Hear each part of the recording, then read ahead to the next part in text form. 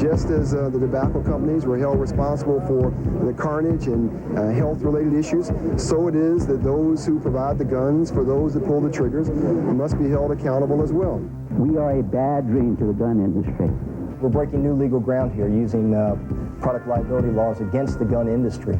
We're seeking $433 million in damages from 38 retailers, distributors, and manufacturers. We're going to hit them right where it hurts, in their bank accounts. It's not a joke. It's not a game. Nobody's doing this to become famous. We're doing this because the blood and carnage that often rips the heart and soul out of cities has to stop. First New Orleans, then the mayor here in Chicago signed on, and now dozens of cities are looking at piling on. Desperate politicians enticed by a pack of legal predators. The same attorneys who bankrolled the war on cigarette makers and won billions are now looking for an encore, and they think they found it: gun manufacturers.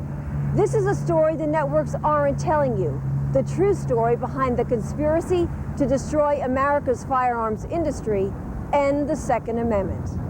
I think it's a catastrophic and potentially fatal threat to the gun industry. My concern is that in 6 months, if things keep on heading the way they are, you're going to find a huge majority of these small gun companies, they're just going to file for bankruptcy and not fight through it all. The real motive on the part of the plaintiffs is to destroy the industry.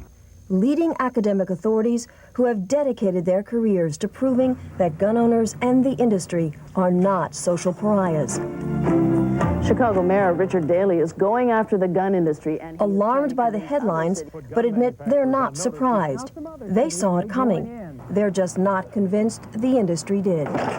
Maybe it is naive, maybe they don't realize the threat, but I think that speed is of the essence here in terms of responding. What they don't realize is that wolves, of course, will kill the slowest and the most vulnerable animal first, but after they've ate that one, the wolf needs to eat another meal and another one and another one. At least in my observation, they seem unable to get themselves together. But the opposition is making its case in public, mounting a united front, turning press conferences into recruiting rallies. I think you're going to see this grow all over the country.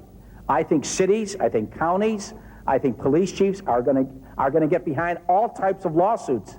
Their strategy is predictable, trying to accomplish in the courts what they can't get done in the legislatures. The gun prohibition groups can't win this battle in an honest way, and that's why, having failed miserably in the legislatures, they are turning to the courts. They're trying to come up with a new concept of causation and a new concept of blame. Criminal commits a crime with a gun, blame the person that manufactured the gun. Well, why blame him? Because it doesn't do you any good to blame the criminal. You have to try these cases. You have to come up with new theories against a huge industry that's a billion-dollar industry in America. The profit streams are not that heavy. There's just not that much money out there. What this is an attempt to do is to bankrupt companies, to drive them out of business through abuse of the legal process. Predictable, but now for the first time, it's different. More money. One of the things that's changed here is this vast infusion of money into the trial lawyers' pockets as a result of the tobacco settlement.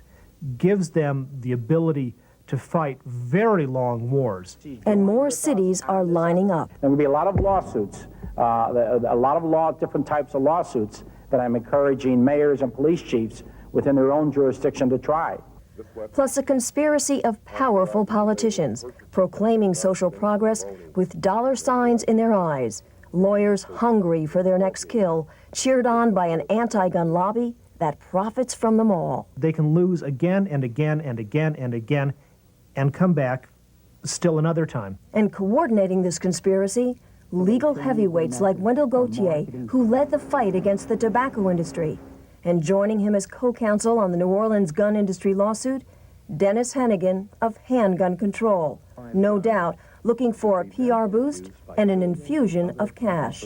He is the one who has put all the cities up to this. He's the microprocessor, the networker for this whole thing going on.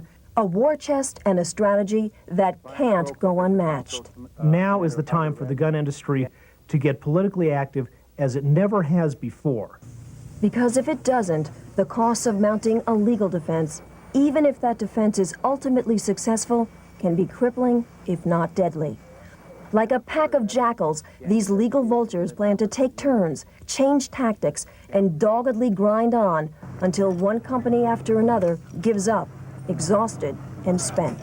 And it's important to recognize that just winning these cases once doesn't mean they're going to go away. The major long gun manufacturers need to understand that even though they are not at this moment in mortal peril, that once their cousins in the gun industry are disposed of, the anti-gun groups are going to turn around and go after them. A fight for survival. The prospect of surrendering millions of dollars in ransom to every city or state that holds out its hands.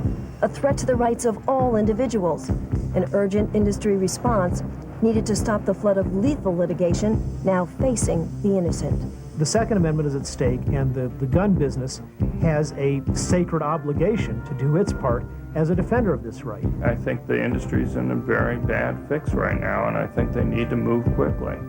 If they wait, time is against them. They'd be very well advised to get together and figure out in a common way how to meet a common threat. If they don't hang together, they will hang separately.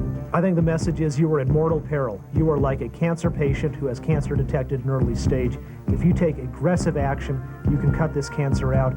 And if you don't, and you say, I'm just going to take painkillers and let it develop and develop and develop it, you'll wake up one morning dead.